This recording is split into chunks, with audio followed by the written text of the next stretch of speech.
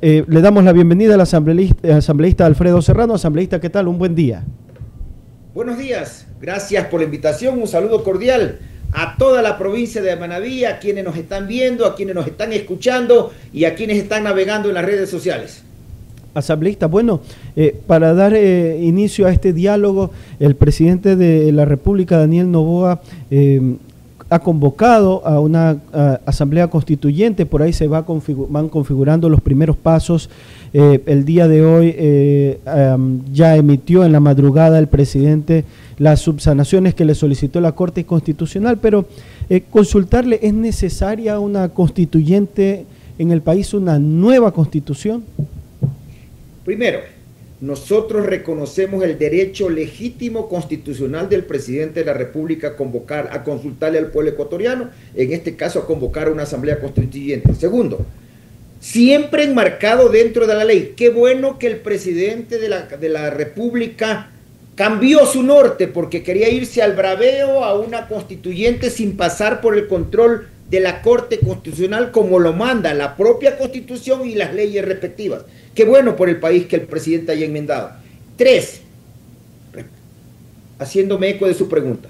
Siempre, desde 1997, recuerde usted que son 28 años que han transcurrido y llevamos por la tercera asamblea constituyente. Fíjese usted, Colombia la última la tuvo en 1991 para reformar la Constitución de 1886. Perú tuvo la última asamblea constituyente en el 78 para salir de la dictadura.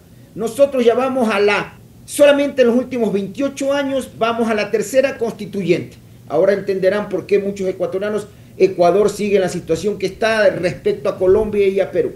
Nosotros creemos que no es necesaria una constituyente, creemos que una constituyente, y se lo ha demostrado con el tiempo, no resuelve los problemas del país y lo que es peor, paraliza al país. Por casi año y medio aproximadamente el país se paraliza porque nadie invierte, nadie arriesga, nadie desarrolla, nadie emprende. ¿Por qué? Porque quiere esperar los resultados pues, de la constituyente para saber qué hacer. Una economía como la actual, una situación social como la actual, una situación política como la actual, no amerita que en estos momentos se distraiga el país en una asamblea constituyente. Nosotros, ¿qué le propusimos al presidente? Que le consulte al pueblo 12, 15 temas de vital importancia para que son necesarios para el país, como por ejemplo el tema de los arbitrajes internacionales, el trabajo por horas, entregarle recursos a los municipios, a los gobiernos seccionales a tiempo, que ningún gobierno le meta mano a los recursos del IES, priorizar a los recursos de los afiliados, porque no es del IES, sino de los afiliados y jubilados, priorizar el gasto en salud antes que en pagar la deuda externa, es decir, temas que realmente interesen al país. Pero lamentablemente el presidente se ha ido por la línea que es más riesgosa, más costosa, no solamente por el monto, porque todos están hablando de 60 millones de dólares que cuesta la primera consulta. Luego viene la segunda, donde ya se eligen asambleístas, esa cuesta más de 105, 110 que costó la primera vuelta pasada. Y luego la tercera consulta, que es para ratificar lo aprobado por la asamblea, que significa por la constituyente que estamos bordeando los 220, 240 millones de dólares. Sin embargo, ese monto todavía sigue siendo pequeño comparado con el costo que va a tener el país por paralizarse por año y medio en cuanto al aparato productivo.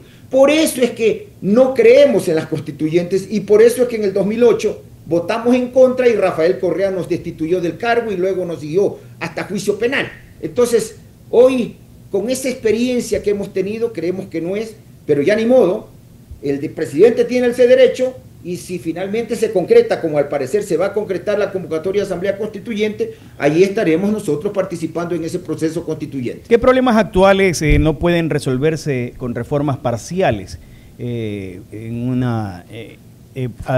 Por eso es que aducen que se tiene que dar una nueva constituyente, según el gobierno. Vea, la Corte fue muy generosa. Los invito a los abogados que me están viendo y quieran leer las 12 sentencias que tiene la Corte de 12 pedidos de Asamblea Constituyente y por los cuales los negó. Justamente era en base a la pregunta que usted acaba de decir, porque les decía que no se puede resolver por reforma parcial o enmienda a la Constitución. O reforma parcial a la Constitución o enmienda a la Constitución que luego van a consulta al pueblo, ¿sí? Resulta ser que todos, excepto que, por ejemplo, quiere usted cambiar las 5 funciones del Estado en vez que sean 5, sean 3. ¿Y eso en qué cambia la vida de los ecuatorianos? En nada. ¿Qué otro tema? Si usted quiere desaparecer instituciones, no sé, pues se me ocurre que quiere crear la Cámara, que ahora sea bicameral, la Asamblea Nacional ya no sea unicameral, sino bicameral. O lo que le he escuchado, yo le voy a comentar lo que escuché en los debates, de que hay que desaparecer el Consejo de Participación Ciudadana. Bueno, la Corte ya dijo que eso se lo puede hacer por reforma parcial. Que hay que tener 5 funciones, hay que tener 3 funciones del Estado, o no 5, sí, eso es asamblea constituyente, pero ¿y es necesaria una asamblea constituyente para eso? Que hay que bajar el número de diputados, sí, ya la asamblea, la Corte dijo que eso se lo puede hacer por enmienda solamente. Que hay que... ¿Qué otro tema más? El arbitraje internacional, incluso ya fuimos a un tema de consulta popular que lamentablemente perdió esa pregunta. Es decir, aquí la pregunta más bien es al revés. ¿Qué no se puede hacer por reforma parcial o reforma o enmienda? Yo casi todo, a no ser porque usted quiera ir a la Asamblea Constituyente a cambiar derechos adquiridos, un cambio estructural del Estado, no sé, pues desaparecer la Fiscalía, la Contraloría, no se me ocurre qué, pero casi todo es viable vía asamblea, vía consulta al pueblo directa, 12, 15 preguntas, y usted se obviaba todo este camino que insisto, no solamente son los 200, yo sé que si me están escuchando las personas que no reciben las diálisis a diario van a quedarse sorprendidos conmigo porque estoy minimizando 240 millones. Son 240 millones de dólares, sí, es un valor significativo, pero yo lo comparo con el monto que significa paralizar el país durante año y medio. Ese es un monto demasiado grande comparado con los 240 millones que podrían ayudar a muchísimas, pero muchísimas familias de este país a salir de sus crisis, principalmente la gente que sufre las diálisis y que se muere día a día. Hay entendidos quienes manejan la política que consideran que esto es un tema de distracción política para aminorar un poco el tema de la eliminación de subsidios. ¿Cómo considera usted esto? Vea, aquí hay de todo. Yo estuve en el año 97 sentado en el Congreso cuando Alarcón convocó a la constituyente con el argumento de refundar el país, que había que cambiar la constitución del 78 que fue hecha en la dictadura militar y que fue aprobada por el pueblo en un referéndum. Luego vino Correa, el discurso fue el mismo, que había que refundar al país, que había que cambiar al país de la partidocracia. Y para desgracia, estuve también ahí sentado, y para desgracia mía, mire usted mi puntería, ahora que estoy nuevamente legislador, viene la tercera asamblea constituyente. Y el discurso que escuché el otro día era exactamente el mismo.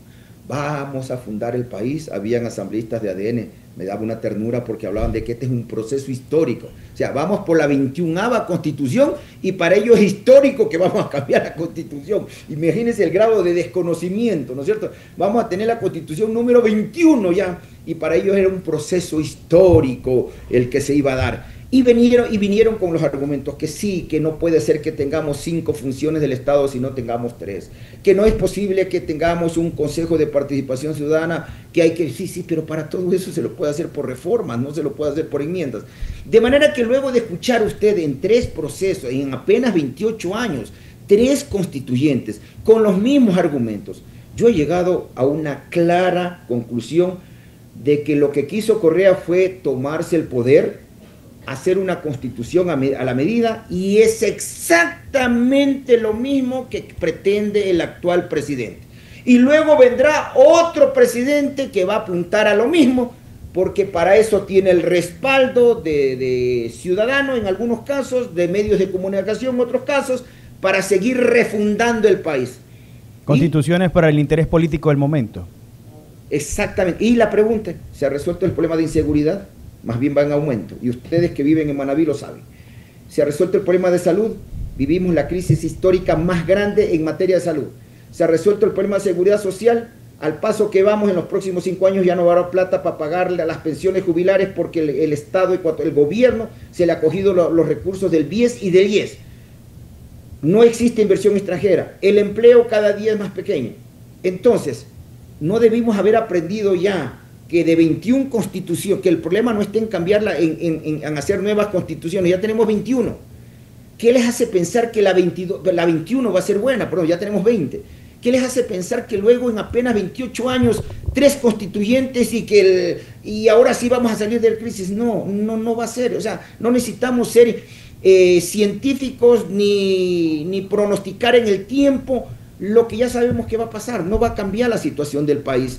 Más aún porque es una apuesta riesgosa. Recuerde usted que recién entre marzo o abril posiblemente se estará eligiendo a los asambleístas constituyentes, de manera que no sabemos todavía cómo va a estar estructurada esos 80 asambleístas que tendrá que elegir el pueblo ecuatoriano. Cuando usted pone en riesgo la supervivencia de un país, la estabilidad de un país, obviamente no lo puede hacer para este tipo de situaciones, porque esto es poner en riesgo, apuntar a la suerte, apuntar a ver qué me sale en el mes de marzo, en el mes de abril, y luego en la consulta popular que habrá que hacer en enero del 2027 para refrendar la constitución hecha por los asambleístas constituyentes. Es que ya nos olvidamos lo que sucedió en Chile en 2 procesos electorales, en 2 procesos constituyentes continuos, uno tras de otros. El pueblo chileno al final dijo no, y sin embargo ahí sigue Chile sin poder reformar la constitución, de manera que al parecer no aprendemos. Y es por eso que nosotros, más allá de reconocer el derecho del presidente, creemos que no era necesario, pero ya que vamos a una constituyente, tendremos que aportar con nuestros candidatos, con gente capaz, preparada para esa situación, y obviamente luego defender nuestros criterios en la Asamblea Constituyente una vez que se instale. Bueno, asambleísta, usted citaba, ¿no?, el argumento del gobierno para la nueva constituyente, que es refundar al país, algo que ya sucedió en el gobierno del correísmo. Entonces surge aquí la interrogante: ¿es tan mala la constitución actual vigente que no se puede enmendar? ¿Cuántas enmiendas necesitaría? ¿O sí es una buena constitución y requiere de algunas ciertas modificaciones, toda vez considerando también que el gobierno aduce que fue una constitución creada como plan de gobierno y no como pensada en función de país? Mire, querido amigo, los mismos que hoy apoyan los constituyentes fueron los que desde los micrófonos y de las pantallas apoyaban en el 2008.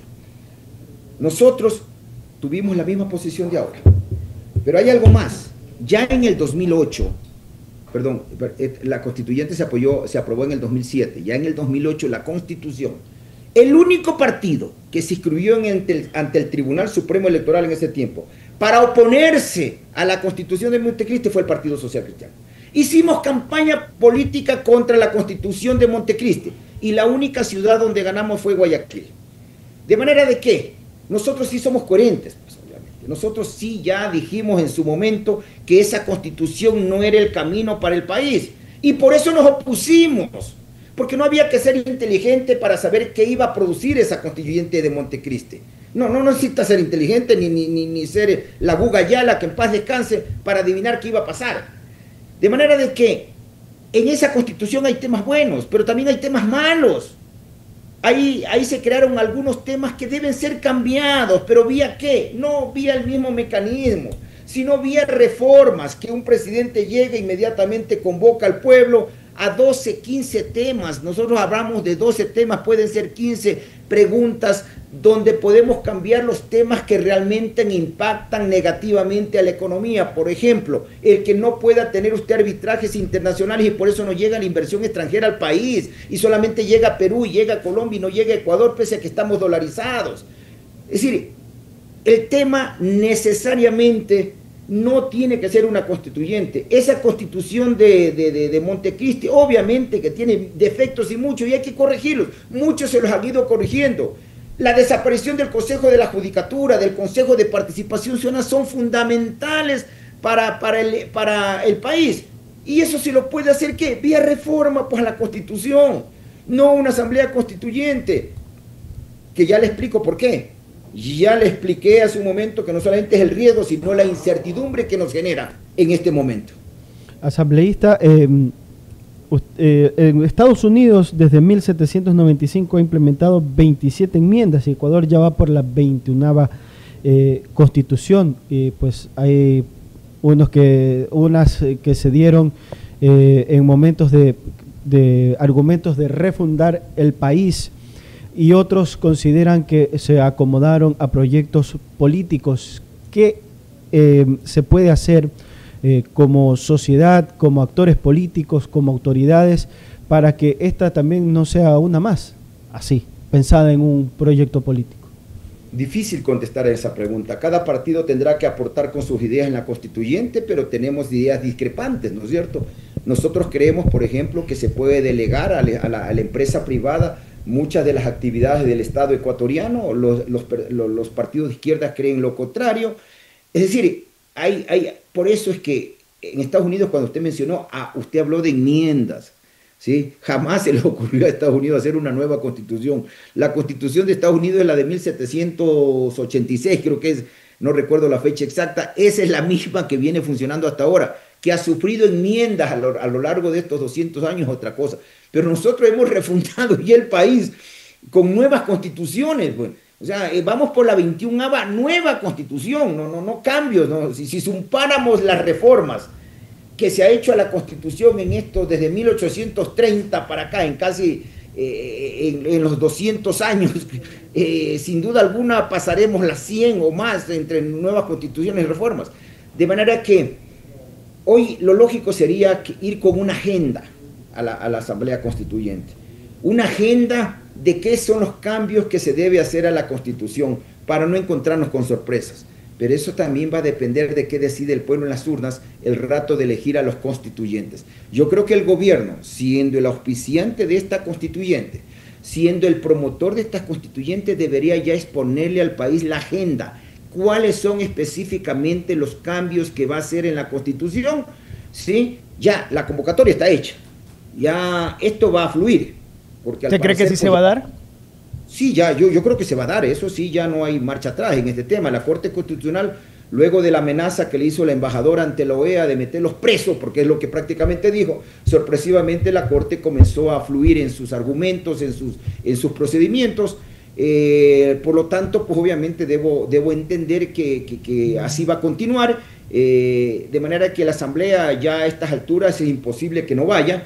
Lo lógico sería que ahora nos diga el gobierno, bueno, ¿para qué quiere la Asamblea Constituyente? ¿Cuáles son los temas en específico que va a proponer para que el resto de fuerzas políticas podamos de una vez coincidir en lo que podamos con ellos coincidir y discrepar en lo que tengamos que discrepar? Y de esa forma el pueblo vaya lo más que pueda ir informado a ejercer su derecho al voto.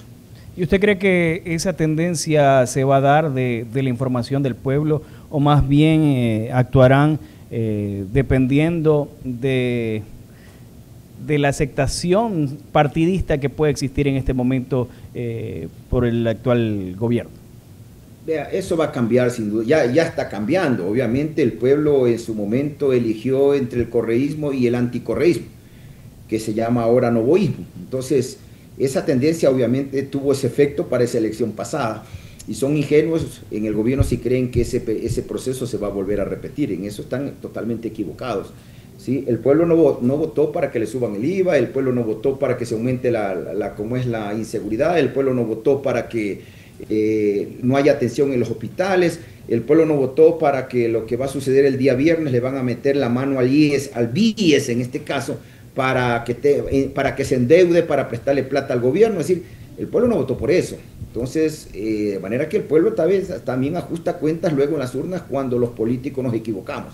De manera que aquellos que creen que se va a repetir el proceso electoral de febrero de este año, obviamente están completamente equivocados. Cada elección es diferente.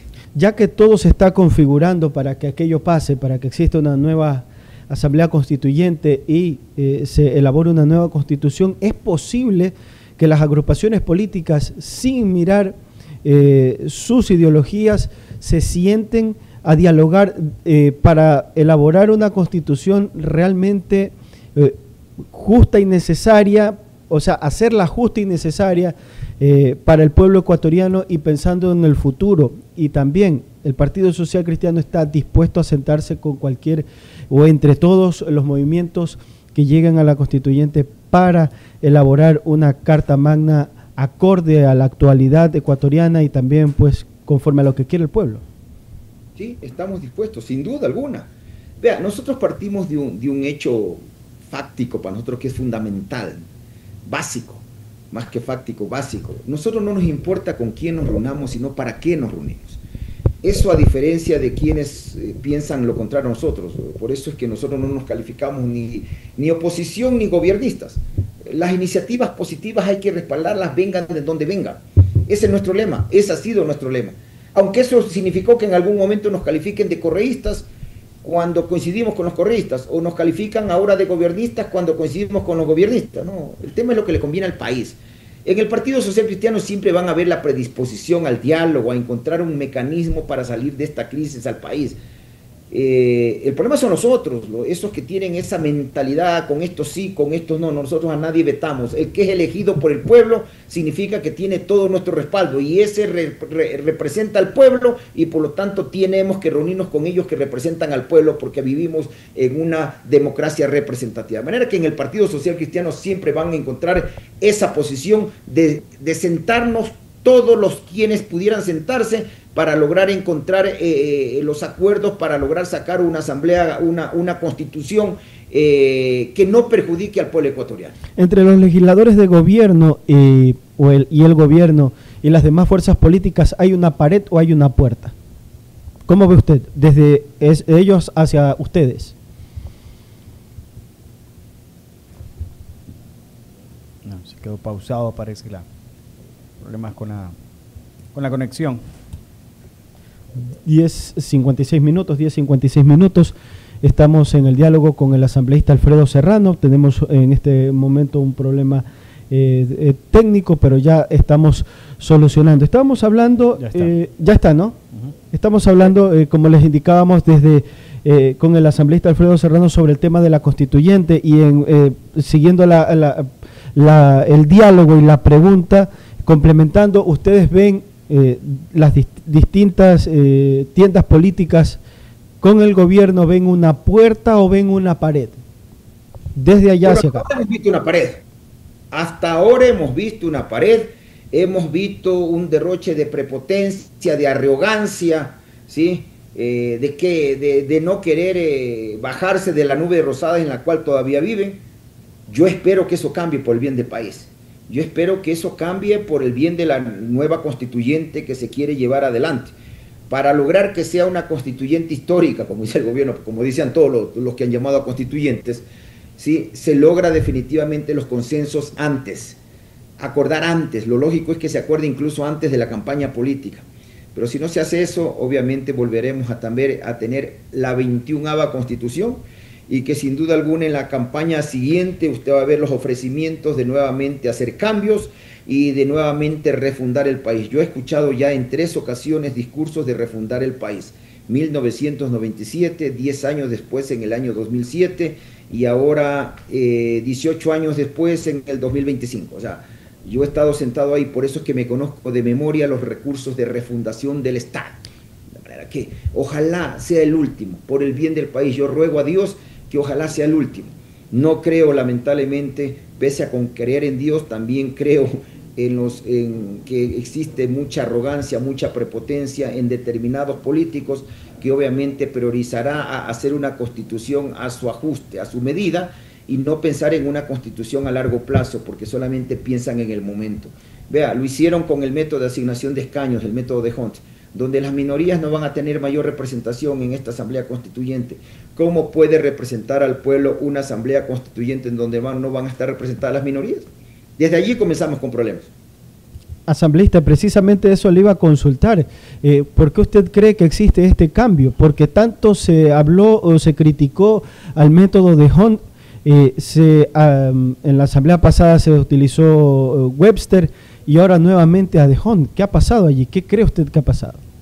Bueno, en el mes de mayo, junio creo que fue, se unió el correísmo con el gobierno para aprobar el método de Hunt en el proyecto de ley que presentó el correísmo. Esta fue una iniciativa del correísmo y lo respaldó ADN, ¿sí? Entonces, ese es el método con el que vamos a las elecciones. De manera que si querían tener una representación de las minorías, que esté todo el país representados, justamente el método de Hunt no ayuda a eso. ¿Y cómo, si se quería una mayor representatividad del pueblo, no debió haberse usado el método de Hunt para la distribución de escaños. ¿Y qué hacer entonces, asambleísta, para para que esas minorías también puedan representar a quienes los quieren elegir. Que la gente vote bien, que la gente entienda que definitivamente no solamente hay dos fuerzas políticas, el correísmo y el anticorreísmo, porque así lamentablemente funciona en este país, o el novoísmo o el antinovoísmo, una de las dos, no. Existen muchas otras fuerzas políticas que pueden llevar al hombro la mochila del pueblo ecuatoriano de cambios estructurales y verdaderos del país, y no en función de lo que me interesa para las próximas elecciones. Asambleísta, usted que está viviendo este momento político, ¿qué problemas graves tiene la asamblea actual para que se decida una reducción del número de asambleístas? Se trabajaría mejor, se tomarían mejores decisiones, se brindaría ese abordaje de nuevas leyes de pronto más sabiamente. ¿Qué me puede decir de eso? Vea, yo he sido legislador 7 ocasiones, por voluntad del pueblo, principalmente del pueblo galapagueño. Yo fui parte del Congreso que tenía 69, y luego fui parte del Congreso que pasó a 100, luego pasó a 126, luego volvió a 100, luego ya vino la Asamblea con 137 y ahora hay una Asamblea de 151. El problema no es cuantitativo, el problema es cualitativo, el problema es de calidad, el problema no está en el número, que por cierto 151 también me parece un número excesivo para una población de 18 millones de ecuatorianos, pero bajar a 71 como proponía el presidente también eso significa volver al año 79 cuando el Ecuador tenía 5 millones de ecuatorianos. Entonces una asamblea que funcionó para mí bastante bien fue una asamblea de 100 legisladores, ¿sí? Donde había mayor representatividad, pero claro, usted sigue teniendo con el problema la calidad de la gente que se elige. No es gente que está preparada, no es gente que, o sea, con 18 años es imposible que usted puede prepararse. Con 18 años es imposible. Por cierto, para cambiar la edad de los candidatos también se necesitaría una asamblea constituyente. Ahí sí no podría ser una reforma.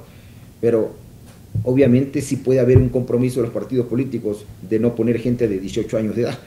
Pero aquí actualmente usted ha visto el resultado de haber puesto a personas de 19 años de edad, de 20 años de edad, de 21 años de edad, de 22 hasta de 23 años de edad. ¿Cuáles son los resultados? Es imposible que usted tenga la suficiente formación, no solamente académica, sino de personalidad, para enfrentar los retos que significa ser asambleísta. Por eso es importante la calidad. Tampoco es cierto que los títulos universitarios le dan mayor prestancia a la asamblea. Yo fui parte de asambleas donde al que luego fue alcalde y presidente de la República le rompieron la nariz, que fue Yamil Maguad. Yo fui parte de la asamblea donde al economista graduado en Oxford, que luego fue vicepresidente de la República, le tiraron un cenicerazo. ¿Y quién le rompió la nariz a Yamil Maguad, que fue luego rector de una universidad, la Universidad Agraria? ¿Quién le rompió la nariz al que luego fue ministro de Educación y ministro de Gobierno, Vladimiro Álvarez, el que le era el decano de la Facultad de Ingeniería Industrial de la universidad? Es decir, estamos hablando que ese lío que se presentó cuando éramos solamente 69 legisladores, ¿sí?, entre gente teóricamente preparada. De manera que no solamente son los títulos, mi querido amigo, también hay otro tipo de preparación que se necesita en el camino, y que obviamente hacer carrera política, a mí me parece un absurdo, por ejemplo, que no haya reelección para los diputados, porque allí se hace carrera política. Justamente el éxito en otros países, en democracias más sólidas, justamente es el éxito de la gente con experiencia. Aquí perdemos oportunidad de gente muy valiosa que ya no puede aspirar a ser reelecto, porque hay solamente el límite de reelegirse por una sola vez. Algo que está bien para alcaldías, prefecturas, gobierno, etcétera, porque siempre se utiliza el poder que tienen a sus manos para reelegirse. Pero en el caso de asambleístas las cosas es diferente. Ahí se debería hacer carrera política para justamente evitar lo que actualmente sucede en la asamblea. Asambleísta, pensando ya en lo que es la constituyente, el Partido Social Cristiano ya ha comenzado sus primeras reuniones para también delinear y definir qué posturas van a tener o qué propuestas van a llevar a esta constituyente que pues, se avisora va a pasar así.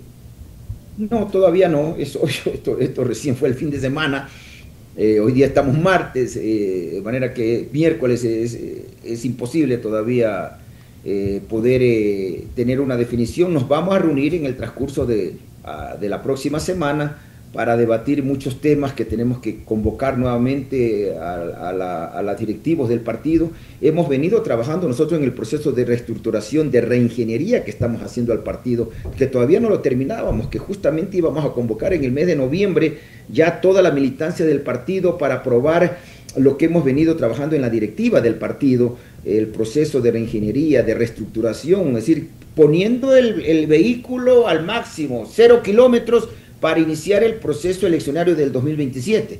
Este proceso de ahora obviamente irrumpe abruptamente en nuestra planificación, por lo tanto tenemos que cambiar nuestras prioridades y centrarnos por ahora en las elecciones de asambleístas constituyentes para luego, pues, que por ahora nuestro fin era las seccionales, pero ahora vamos a tener que cambiar las prioridades, de manera que eso arrancaremos la próxima semana. Asambleísta, finalmente, ¿alguna conclusión de este momento político que vive el país hacia la ciudadanía?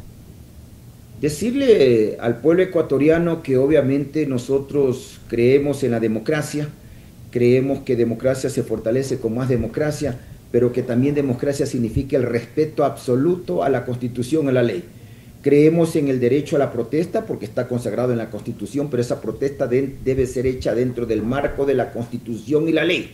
No pueden ser utilizadas como para cometer actos salvajes y de terrorismo, como ya lamentablemente sucedió en Otavalo. Eso sí reprochamos nosotros. Y decirle también que necesitamos un gobierno que no solamente busque ser eficiente y eficaz, sino principalmente solidario, que piense en la gente más pobre.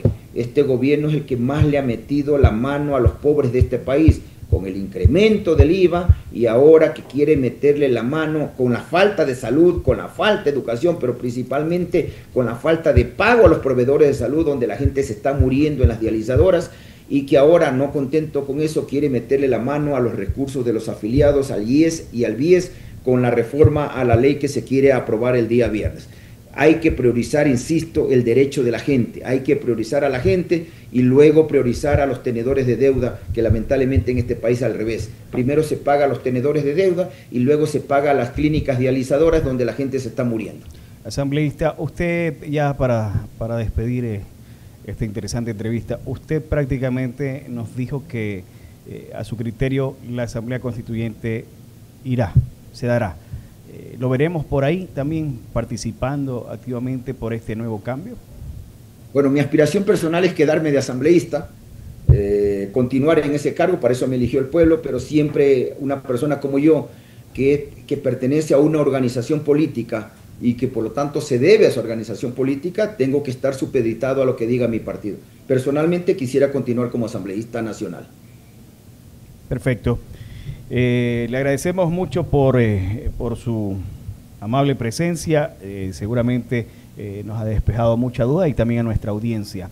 Le deseamos el mayor de los éxitos. Estábamos conversando con el asambleísta Alfredo Serrano.